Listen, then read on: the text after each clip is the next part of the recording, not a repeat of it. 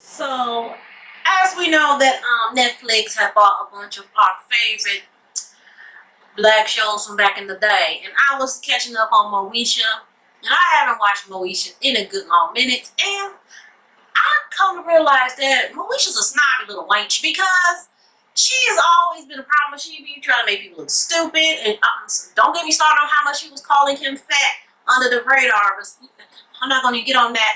But then I was like, she just sounds so deep. You know, she wrote everything in her diary and everything else. No, she was a snobby little wench. I think she just sounded deep because she was writing that shit down in her notebook, okay? It wouldn't hurt to have that music in the background, okay?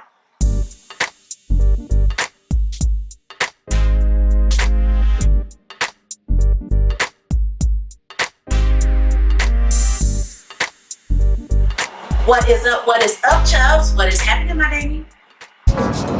What a top. It is your girl, your favorite Chubb, back here. So, it is literally like nighttime now. I had recorded a video earlier. I said I was going to record right after it. No, I didn't. The day is gone.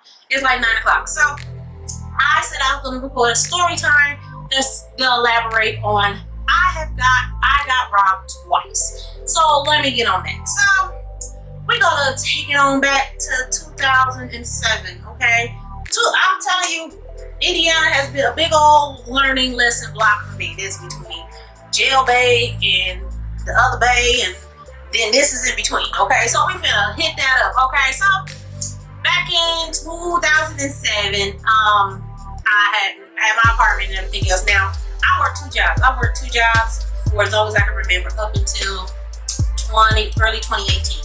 And I worked that until 2006. Yeah, up until 2018. So a long time.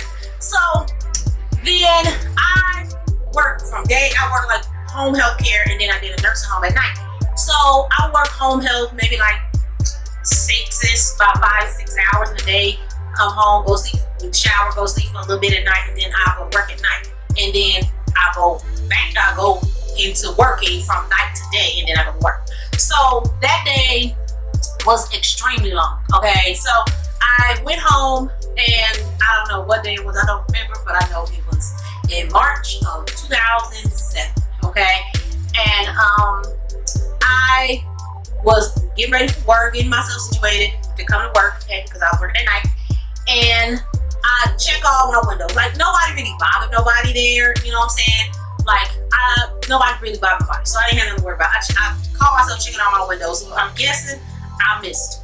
So I checked my windows, thought I did. So locked the doors and everything else, and I went to work. Now, I didn't come back home until 1 o'clock the next day. So when I came back home, I was walking up to my door, and I saw, because I stayed on the first floor, and I saw one of my screens cut. I'm like, bitch, what? Okay, let me, like, because I carry like a little knife here, you know, a little knife in my pocket. So I went into my house completely destroyed, and TV gone, computer gone. I go in my living room, my bedroom, I had a TV that was gone, and my back patio was open. And I guess whoever broke into my house got spooked, and they tried to steal my cable box. I don't know what the hell they was gonna do with the cable box, but they tried to steal that too, but that was left in wraps. So of course I'm freaking out, and I call police and everything else, and I call my cousin over there. I'm freaking out, I'm spazzing out and everything else. I go, police get there and everything else. I'm like, look, let me go get me something to drink. And at the time, I didn't have renter's insurance at the time, so I'm just freaking out. So the police get there, I'm giving my report and everything else, telling me what's going on. And then my neighbors that lived across from me was like, well, the only thing that was weird, they like, do you have any enemies or anything like that? I said, honey, I say to myself, and if I ain't at home, I'm at work. So anybody know me, and if I'm not at home, I'm at work, okay? So then a neighbor across the apartment was right in front of mine. She was like, well, you know, there was a car that was sitting outside, like on the opposite side in the parking lot, and they will point at you as you go to work. They was doing it for a couple of days. What? You didn't find it strange that a car with 1 or 2 people in it that that was just watching me go back and forth to work. Like, you didn't think it's strange. She's like, I thought you knew them. You sure? Yes, I'm. If I never went up to the damn car, how would I know them? Okay, so they put it in a report and everything else. So by that time, I stayed over my cousin's house for a few days because I was afraid to go home because it's just a natural fact you're afraid to go home. Well, let me rewind that back. After the police left, I went to my house to get me a drink of water. I said, let me give me some water because I had just went grocery shopping. So I know I need to go get me some drink. And mind you, I went into the refrigerator. I had to call the police back and tell them to add on to this because I think they had already put it on there. So I'm just like, I go into the refrigerator and all my food is gone. All my food in the refrigerator, in the freezer, in the cabinets. They took all my canned goods. They had 10 because they were watching me. Obviously, whoever the hell that was, but we'll elaborate who it was. But I'm like, they tapped me out. Like, they took my electronics and took my food. Ain't no point in me being here. So I locked everything up. Got me a bag of clothes for a few days and stayed at my cousin's house. So after that day, it was like a weekend. So the next day, I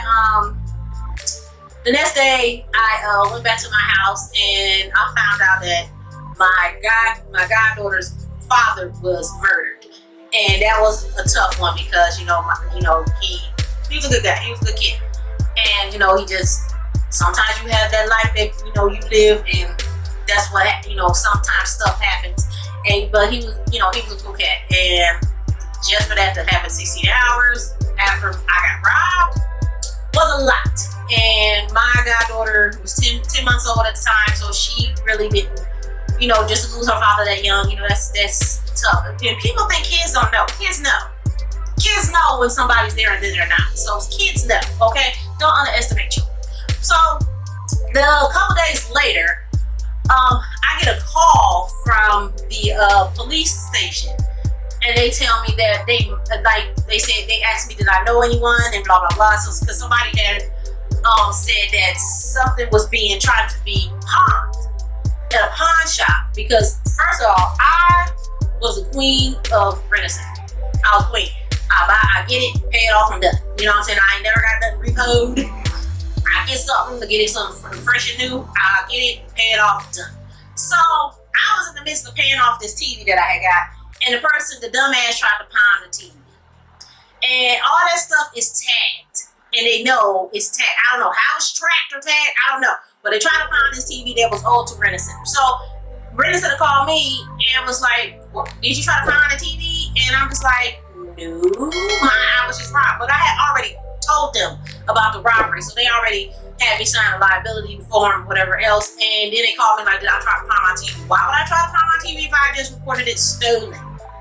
So I guess whoever the person it was, it ended up being somebody that I knew through somebody that I knew. So they go to this person's house. Some of the stuff was there, and they could not get it out because the police did not have a warrant.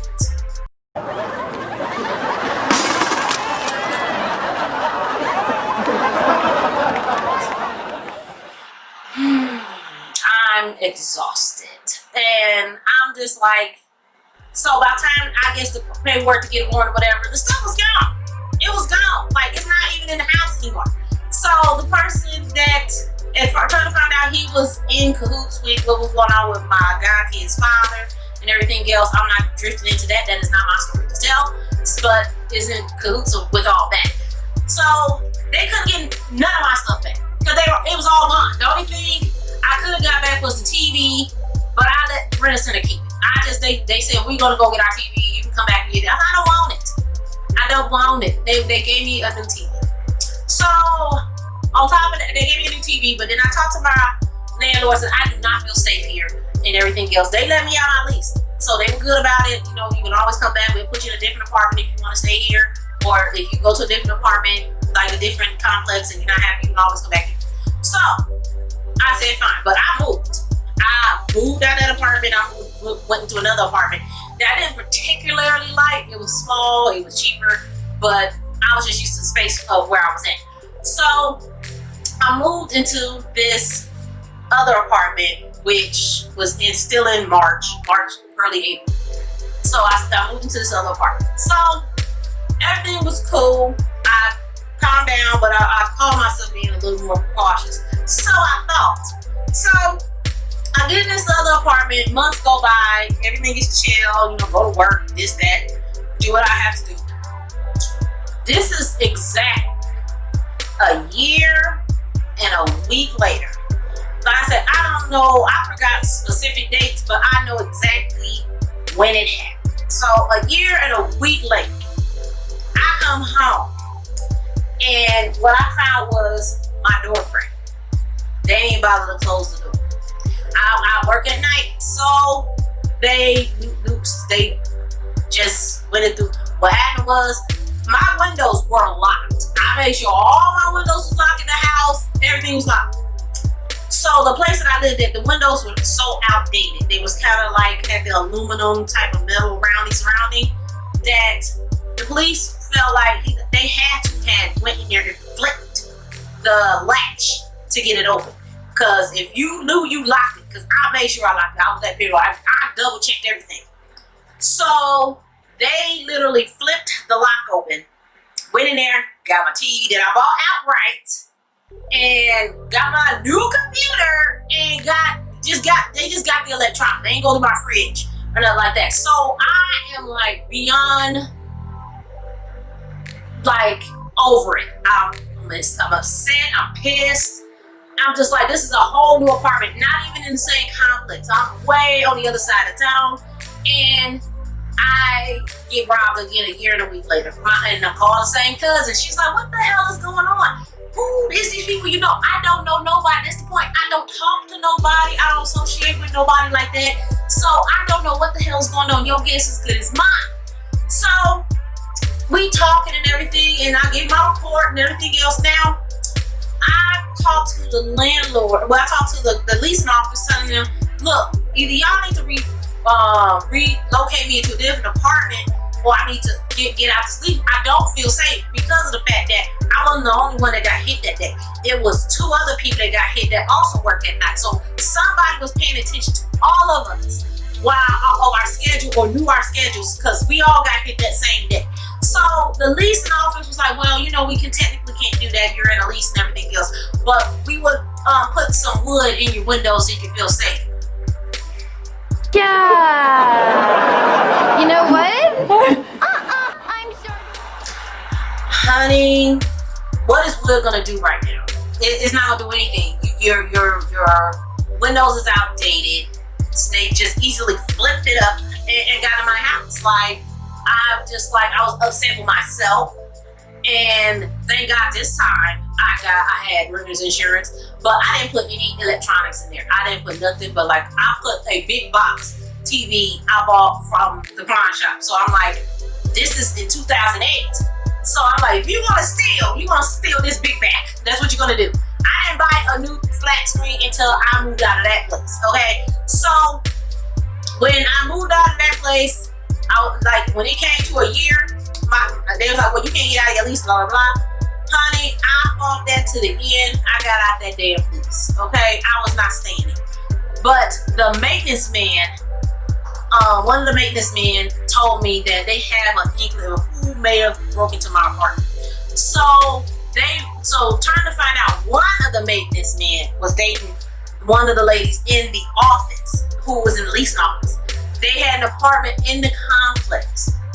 So they happened to go over to their house, but they ain't let nobody in the door. But the maintenance man that was talking to me noticed there was some extra stuff in their living room, like in the hallway, kind of covered up with blankets, but he knew it was like electronics and stuff. So when he tried to call the police and everything else, and police was asking questions, all of a sudden the stuff disappeared out the apartment. They had time to get rid of it. But I had already left the apartment. I said, whatever, they needed, they want, they can have it. So I ended up moving.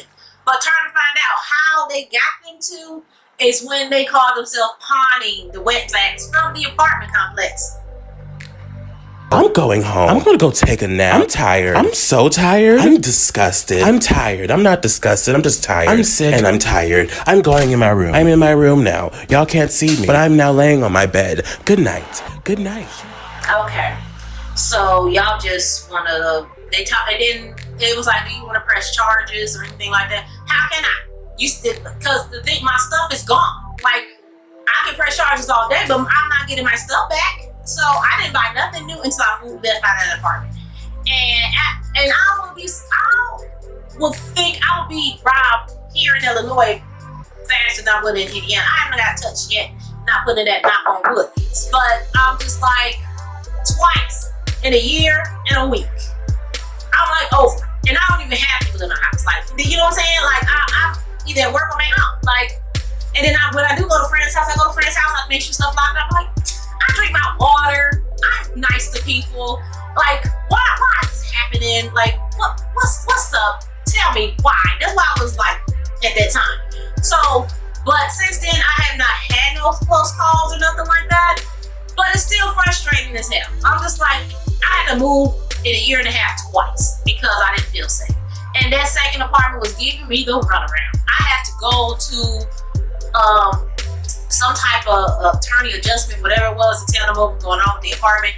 And then I kind of found out he was some type of relation to somebody in the apartment. About, well, you know, you kind of signed the lease. I said, well, heifer, I don't care what I signed. Are they gonna pay for my stuff if I get robbed again? No, they are not. So get me out this damn lease. I don't care who your cousin, brother, sister, your husband's wife move. I don't care. You gonna get me out this lease.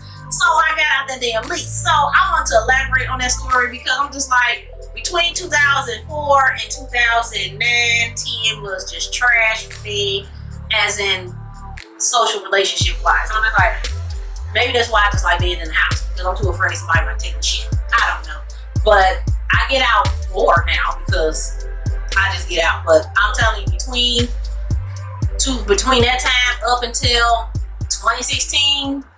If I wasn't at work, I was at home, honey, because I was just that paranoid, okay? But other than that, I haven't been touched since. But I wanted to give y'all a little story time. I haven't given one in a little bit. So I hope everybody have a good weekend. Yes, I didn't change. The ensemble is still the same. Just the hair is back up in the pineapple, okay? So I hope everybody have a good weekend. So I don't have to tell y'all what y'all need to do. I'm going to put it at the bottom of the screen. And keep them damn hands clean. Wash them damn hands. Stay away from them goofy people. The mouth-licking virus is still out there, people. And you know what I say? Stay true, stay you. And I holla back.